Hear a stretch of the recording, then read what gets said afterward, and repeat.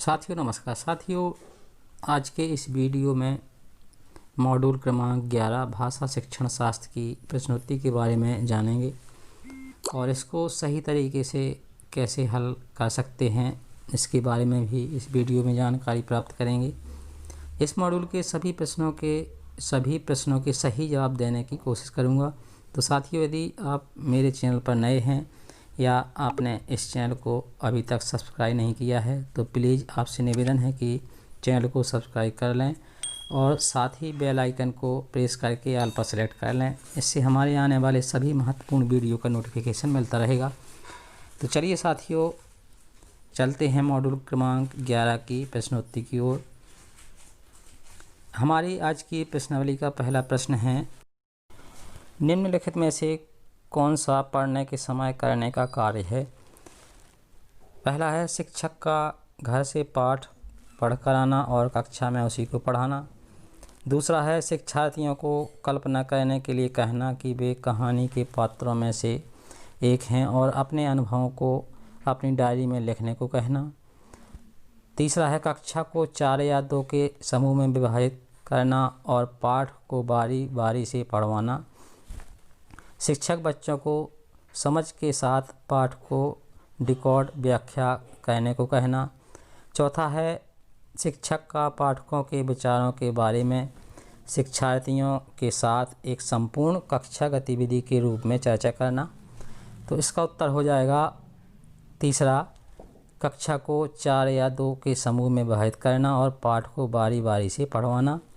शिक्षक बच्चों को समझ के साथ पाठ को डिकोड व्याख्या करने को कहना। तो इस पर टिक कर देंगे और तीर के निशान से आगे बढ़ जाएंगे। दूसरा क्वेश्चन है, एक पूर्व पठन कार्य का उद्देश्य खाली स्थान है। पहला है कठिन शब्दों को खोजने के लिए शिक्षार्थियों को स्वयं पढ़ने के लिए कहना। पाठ के विचारों के साथ सीखने वाले के पिछले अनुभव और ज्ञान को जोड़ना। और तीसरा है शिक्षार्थियों से उनके पिछले ज्ञान के बारे में बात करना।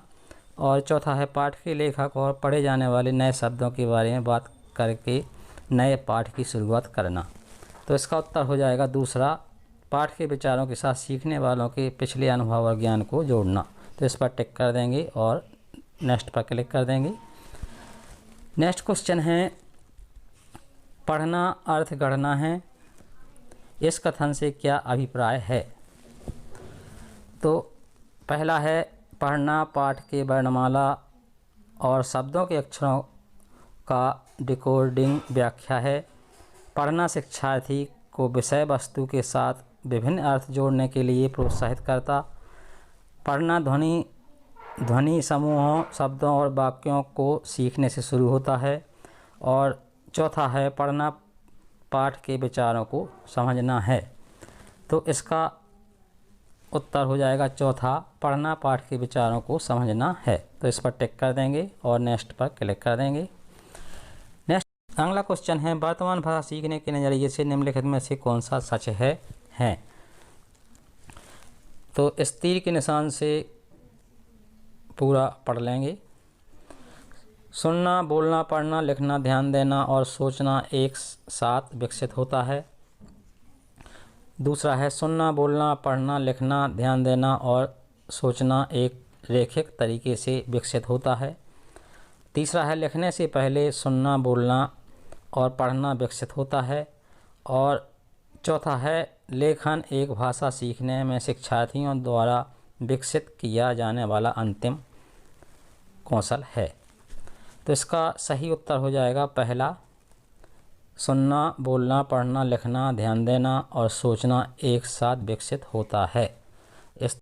तो फिर से इस तीर पर क्लिक कर देंगे और इसका उत्तर हो जाएगा पहला सत्य है। तो इस पर टिक कर देंगे और नेक्स्ट पर क्लिक कर देंगे। नेक्स्ट क्वेश्चन है, जब बच्चे स्कूल में प्रवेश करते हैं तो हमें खाली स्थान। पहला है उन्हें वर्णमाला के अक्षर पढ़ाना शुरू करना है। दूसरा है वाक्य और कहानियाँ पढ़ने के लिए उन्हें पढ़ाना शुरू करना है। तीसरा है मौखिककरण साधनों के माध्यम से भाषा के साथ परिचित कराना है। और चौथा है भाषा कौशल का निर्माण कराना है। तो इसका उत्तर हो जाएगा मौखिक कर्ण साधनों के माध्यम से भाषा के साथ परिचित कराना है। तो इस पर टिक कर देंगे और नेक्स्ट पर क्लिक कर देंगे। नेक्स्ट क्वेश्चन है, निम्नलिखित में से कौन सा कथन सही है। अब फिर से हम इस पर तीर पर क्लिक कर देंगे और पहला है मातृभाषा दूसरी भाषा की शिक्षा में हस्तक्षेप करती है, और दूसरा है दूसरी भाषा सीखने में मातृभाषा ना तो समर्थन करती है ना ही हस्तक्षेप करती है। तीसरा है मातृभाषा दूसरी भाषा सीखने के लिए एक संसाधन है, और चौथा है मातृभाषा दूसरी भाषा सीखने का समर्थन करती है। तो इसका सही उत्तर तीसरा और चौथा है। तो हम इस तीर के निशान पर फिर टिक कर देंगे और इसका उत्तर हो जाएगा कथन तीसरा और चौथा सही है। तो इस पर टिक कर देंगे और नेक्स्ट पर क्लिक कर देंगे। अगला क्वेश्चन है, बच्चे ऑब्लिक मानव सीखता है खालिस्तान।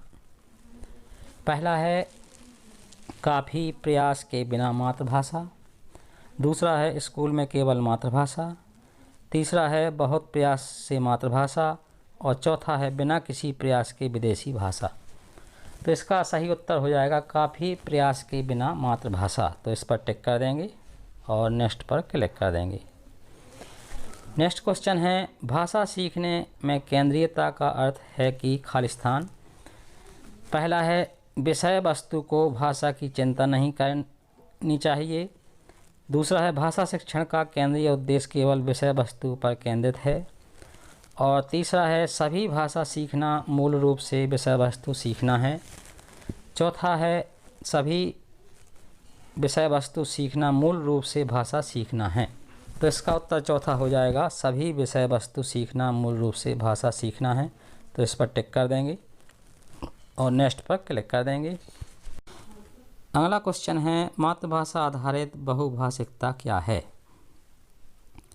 पहला है सभी बच्चे राज्य भाषा के माध्यम से सीखते हैं, दूसरा है स्कूलों में सभी बच्चे केवल एक ही भाषा और अंग्रेजी सीखते हैं, तीसरा है सभी बच्चे सीखने के प्रारंभिक वर्षों के दौरान अधिक से अधिक भाषाएं सीखते हैं, और चौथा है सभी बच्चे अपनी मातृभाषा में स्कूली शिक्षा शुरू करते हैं और कई भाषाओं को जोड़ते हुए आगे बढ़ते हैं।